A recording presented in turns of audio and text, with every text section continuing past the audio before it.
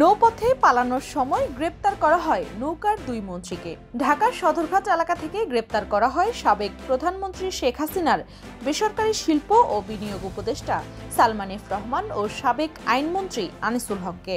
মঙ্গলবার তাদের গ্রেপ্তার করার বিষয়টি নিশ্চিত করে পুলিশ।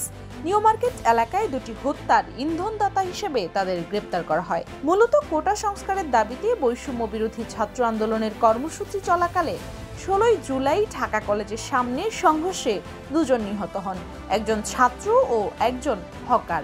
এ ঘটনায় নিউ মার্কেট থানায় দুটি মামলা করা হয়।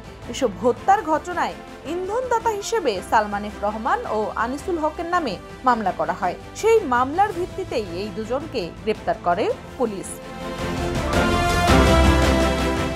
ছাত্র জনতার আন্দোলনের মুখে শেখ হাসিনা 5 আগস্ট প্রধানমন্ত্রীর পদ থেকে পদত্যাগ করে দেশ ছাড়ার পর তার মন্ত্রিসভার সদস্যরা আত্মগোপনে রয়েছেন।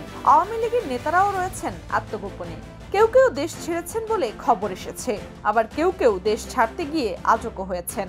আটককৃত আইনজীবী আনিসুল হক 2014 সালে ব্রাহ্মণবাড়িয়া 4 আসন থেকে নির্বাচন করে আওয়ামী লীগের সংসদ সদস্য হিসেবে নির্বাচিত হন। সেবারই তাকে আইনমন্ত্রী করা হয়। এরপর থেকে তিনি আইনমন্ত্রীর পদে ছিলেন। সালমান এফ রহমান বাংলাদেশ শিল্প ও বণিক সমিতি ফেডারেশনের সাবেক সভাপতি ও বেক্সিমকো গ্রুপের প্রতিষ্ঠাতাদের একজন।